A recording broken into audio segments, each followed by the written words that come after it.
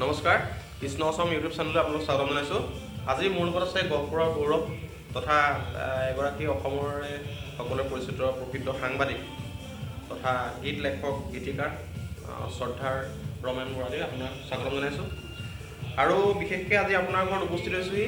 আপুনি যিখিনি অনবদ্য সৃষ্টি আপোনাৰ সেইখিনি আপোনাৰ যিখিনি প্ৰতিভা তাক আমি সন্মান জনাইছোঁ। আৰু বিশেষকৈ আপুনি কওকচোন, কেনেধৰণে আপুনি কাৰ অনুপ্ৰেৰণাই কেনেকুৱা চিন্তাধাৰাই আপুনি এইখিনি কৰিবলৈ আগবাঢ়িলে?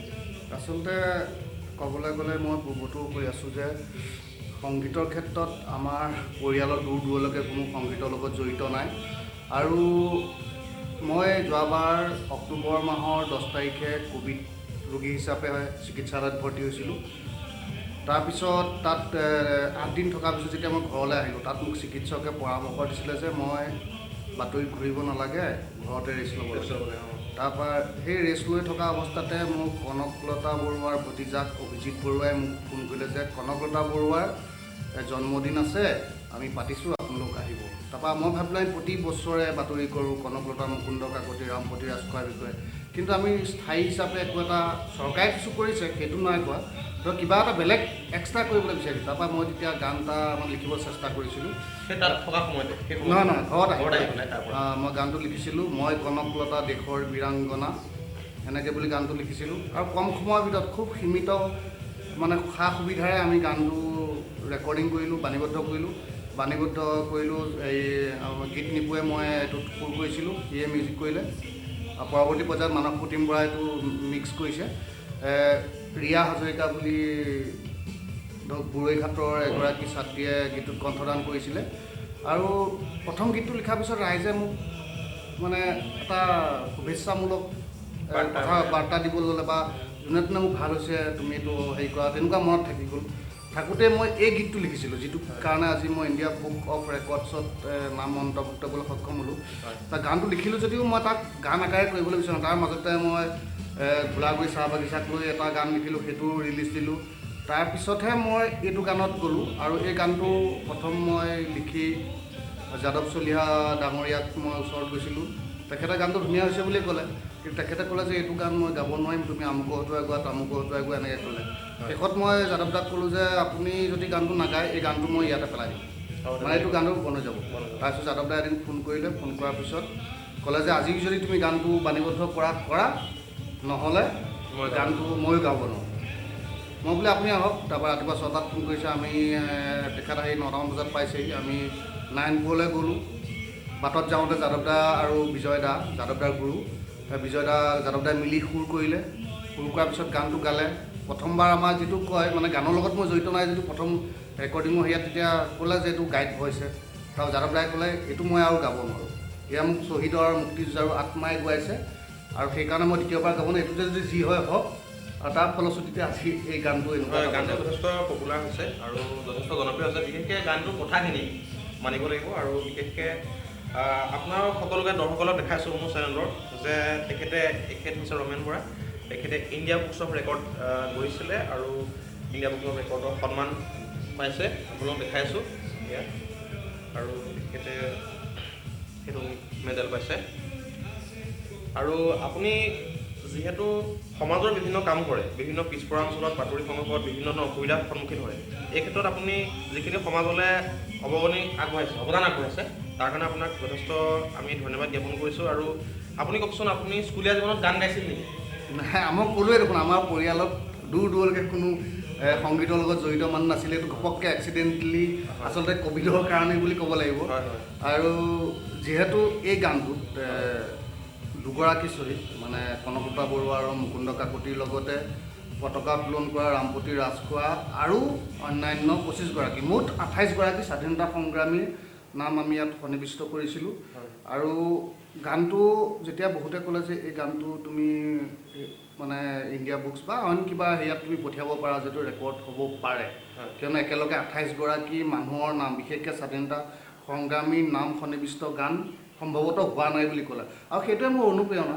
আৰু ইণ্ডিয়া বুকছ অফ ৰেকৰ্ডছে এমাহজোৰা মোৰ পৰা নথি পত্ৰ লৈছে, লোৱাৰ অন্ততহে এইটো মই পাইছোঁ। আৰু বিশেষকৈ আপুনি বিভিন্ন ভাষাৰ ওপৰত গান লিখা দেখা গৈছে। এতিয়া যিসকল বাগানীয়াসকলৰ ওপৰত গান ৰচনা কৰিছে, বিশেষকৈ এই ক্ষেত্ৰত আপুনি কেনেকৈ অনুপ্ৰেৰণা পালে? বেলেগ ভাষা আচলতে অনুপ্ৰেৰণা বুলি নহয়, মই প্ৰথম ক'লোৱে বাতৰিৰ ক্ষেত্ৰতে প্ৰতিটো গানত মোৰ বাতৰি আছে। বাতৰি আছে যেনেকৈ ভোলাগুৰি চাহ বাগিচাৰ ওপৰত যিটো গীত কৰিলোঁ, হয়। সেইটো ভোলাগুৰি চাহ বাগিচা আমি বাতৰি কৰি তাৰ তথ্যখিনিয়ে মই সেইখিনিয়ে যথেষ্ট আপোনাক উৎসাহিত কৰিলে আৰু এটা গান কৰিছোঁ ভূমিপুত্ৰ আমি মিচিং জনগোষ্ঠী আমি, হয় হয় সেই গানটো বহুত জনপ্ৰিয় হৈছে ফেচবুকত। সেই গানটোৰ মই কালি চোৱালৈকে 109.5K পিপুলে মানে কি ভিউ হৈছে মানে। হয় হয় গতিকে সেইটো এটা আমাৰ কাৰণে ফেচবুকত ভিউ হোৱাটো আমাৰ কাৰণে বহুত ডাঙৰ কথা। আমি কিয়নো জনপ্ৰিয় শিল্পী নহয়, আমি সাধাৰণ একদম আমাৰ সুবিধাও ন্যূনতম। আৰু তেনেকৈ নেপালী ভাষা মানে আচলতে গোৰ্খালী বুলি ক'ব লাগিব, গোৰ্খালী আৰু অসমীয়া মিক্সিং কৰি গান কৰি থোৱা আছে। সেইকেইটা পৰ্যায়ত আছে মানে বাণীবদ্ধ পৰ্যায়ত আছে। তাৰপৰা আদিবাসী গানটো মানে কি আমাৰ ঘৰৰ ওচৰতে যেতিয়া আদিবাসী গাঁও আছে, গতিকে তেখেতলোকৰ পৰা কিছু শব্দ জানো আৰু সেই শব্দখিনি মই বেছি ব্যৱহাৰ কৰা নাই ইয়াত। তেখেতলোকৰ কথা বতৰা বা ভাষাটো আমাৰ অসমীয়াৰ লগত অলপ মিল থাকে আৰু সেইটো হেৰিয়াত মই কৰিছোঁ। আৰু ইতিমধ্যে গোৰ্খালীটো মই কনকলতা দেশৰ বীৰাংগনাটো কৰা হৈছে, হিন্দীটো কৰা হৈছে আৰু বড়ো ভাষাক লৈ কৰাৰ প্ৰস্তুতি চলি আছে। আৰু বিশেষকৈ আপুনি যিখিনি কণ্ঠশিল্পী আপোনাৰ গানৰ সুৰ গাইছে, আপোনাৰ গানত কণ্ঠদান কৰিছে, তেখেতসকলে আচলতে কোন কোন ঠাইৰ বৰ্তমান দেখে আপোনাৰ? ইয়াৰ ভিতৰত ক'বলৈ বিচাৰোঁ কণ্ঠশিল্পীসকলৰ ভিতৰত যাদৱ চলিহাদেৱে অকণমান মানে সংগীতৰ ক্ষেত্ৰত থকা মানুহ, ব্যতিক্ৰম নহয়। তেখেত যিহেতু জ্যেষ্ঠ এগৰাকী সংগীত শিল্পী, তেখেতেই মানে এজন মোৰ ক্ষেত্ৰত মানে যাদৱ দা হ'ল মোৰ গীতৰ মানে এজন মানে প্ৰথম বুলি নহয়, মানে তেখেতে মোক অকণমান ওপৰলৈ উঠুৱাই দিয়াত অৰিহণা আছে। আৰু ইফালে মোৰ মৌপিয়া দাস বুলি কয়, তেওঁ মোৰ 3টা গান গাইছে ধলপুৰতে। নহয়, লখিমপুৰ জিলাৰ মোৰ 4জন কণ্ঠশিল্পীয়ে গাইছে। আৰু বেলেগ কোন কোন জিলাৰ? নাই, এতিয়া বৰ্তমান আমাৰ বিশ্বনাথ জিলা আৰু লখিমপুৰ জিলাত আছে। আছে লখিমপুৰ জিলাৰ এই লাভলীনাক লৈ লিখাটো গাইছিলে নাৰায়ণপুৰৰ কিশাংকুজ্যোতি শইকীয়াই। তাৰপৰা ক'ভিডক লৈ এটা লিখিছিলোঁ, সেইটো গাইছিলে মাধৱপুৰৰ নাৰায়ণপুৰ মাধৱপুৰৰ গুণগুণ বৰুৱা বুলি কোৱা ছোৱালী এজনীয়ে। আৰু এটা গীত শুভ নৱবৰ্ষ, ল'ৰাটোৰ নামটো মই পাহৰিছোঁ, মানস প্ৰতিম কিবা আছিলে, বৰা নহয়, মানস প্ৰতিম বৰা মোৰ সংগীত ব্যৱস্থাপক, এই মানস প্ৰতিম শইকীয়া নেকি এনেকৈ আছিলে। তাৰপিছত আৰু ক'ব লাগিব যে হোমেন হাজৰিকা, জন বুলি গহপুৰত চিনি পায়, তেখেতে 3টা গীত গাইছে। আৰু সেই তেখেতৰ গীত প্ৰথম যিটো সেই গানটো মোক মানে এইটো আমাৰ দক্ষিণাঞ্চলত মোক সেইটো গানৰ মানে কাৰণে মোক বহুত ভাল পায়। মানুহখিনি আপোনাৰ আদৰি লৈছে, বিশেষকৈ মিচিংসকলক আপুনি ভূমিপুত্ৰ হিচাপে যিখিনি আপুনি প্ৰাধান্য দি পেলাই গীত ৰচনা সেইটোত মানে যিখিনি মই বাতৰি কৰিবলৈ যাওঁতে তেওঁলোকৰ দুখ দুৰ্দশা দেখিছোঁ, তাত কোনো মই বাস্তৱিক ছবি দাঙি ধৰিছোঁ। আপোনাৰ গীতত বাস্তৱিক যিটো স্বকীয়তা সেইটো প্ৰকাশ পায়। আৰু বিশেষকৈ মই দেখিছোঁ স্বাধীনতা সংগ্ৰামীয়ে হওক বা বিভিন্ন ভাষা জনগোষ্ঠীক লৈ আপুনি কবিতা ৰচনা কৰা আপুনি ব্যতিক্ৰম হয়। সেইটো ক্ষেত্ৰত আপোনাক আৰু ভৱিষ্যতলৈ আমাৰ আশা ৰাখিছোঁ আপুনি আৰু তেনেকুৱা গীত ৰচনা কৰি ৰাখক। আপোনাৰ ভৱিষ্যত উজ্জ্বল ভৱিষ্যত কামনা কৰিছোঁ। আৰু ভৱিষ্যতে যিখিনি উঠি অহা প্ৰজন্ম, সেইখিনি আপুনি কি ক'ব বিচাৰে? উঠি অহা প্ৰজন্ম কি, মই এতিয়া যিখিনি গানৰ মানে কাৰণ লাগিছোঁ, এতিয়া ধৰক গীত বিষয়ৰ কথা কৈছোঁ। এতিয়া মোৰ গান আপোনাৰ মুক্তি পাবলৈ আছে 3টাকে গীত। এটা এজনী মানে আমাৰ স্থানীয় যুৱতী, কিন্তু তেওঁ বিয়া হৈছে ধুপাবৰলৈ, দীপাঞ্জলি কাকতি বৰদলৈ। তেওঁক এটা গীত গাইছে যিটো নেকি 1942 চনৰ স্বাধীনতা আন্দোলনত মহিলাসকল যে আছিলে আমাৰ গহপুৰৰ, তাৰ মই 20গৰাকীৰ নাম সন্নিৱিষ্ট কৰি লিখিছিলোঁ। দ্বিতীয় এটা জুবিন গাৰ্গৰ যিহেতু জন্মদিন আহি আছে, সেই জন্মদিন উপলক্ষে এটা গীত আছে, সেইটো বাকৰি দলনিৰ দাঁতকলাৰ এজন গোৰ্খালী ল'ৰাই কণ্ঠদান কৰাৰ কথা। সেইটো কেতিয়া কৰিব? সেইটো এইকেইদিনতে হোৱা কথা আছে। তাৰপিছত পহুকটানে মাজুকুছিৰ এগৰাকী মহিলাই এটি গীত গাব, এইটো বিবাহৰ ওপৰত, শুভ বিবাহৰ ওপৰত। আৰু নিমাতী ঘাটৰ ওপৰত এটা গীত কৰি থোৱা আছে, কণমানি এগৰাকীয়ে সেই গীতটো কণ্ঠদান কৰাৰ কথা আছে। আৰু মই এটাই কৰিছোঁ যে আমি যিটো কম খৰচত, আমাৰ হয়তো মিউজিক যিটো এটা প্ৰতিষ্ঠিত শিল্পীৰ যিখিনি মিউজিক লাগে, আমাৰ গীতত সিমান মিউজিক নাই, কিন্তু নাথাকিলেও ক'ব লাগিব যে আমি কম খৰচত, যিটো নেকি আমাৰ সাধাৰণ মানুহে বহন কৰিব পৰা খৰচত আমি কামখিনি কৰিব চাইছোঁ। এই ক্ষেত্ৰত নাৰায়ণপুৰৰ যি সংগীত ব্যৱস্থাপক মানস প্ৰতিম বৰা, সি মোক যথেষ্ট মানে উৎসাহ সহায় কৰিছে। আৰু মোৰ তেনেকৈ সুৰ দিয়া 2জন আছে, যিহেতু মোক এজনে কৈছিলে, সুৰ মই 2টামান গানত দিছোঁ যদিও মানে এজন মানে জ্যেষ্ঠ সংগীত শিল্পীয়ে মোক কৈছিলে যে গান এটা লিখাটো সহজ, সহজ কিন্তু গানটো সুৰ কৰিবলৈ হ'লে যি হাৰমনিয়ামৰ সপ্তস্বৰৰ সেইটো জানিব লাগিব, কিন্তু মই হাৰমনিয়ামৰ একো নাজানো। গতিকে সেই ক্ষেত্ৰত মোক এজন ভ্ৰাম্যমান শিল্পী, সংগীত শিল্পী প্ৰদীপ কাকতি, এজন যুৱ সংগীত শিল্পী পংকজ বৰুৱা আৰু তুলসী গগৈ আৰু হোমেন দায়ো দিছে সুৰ।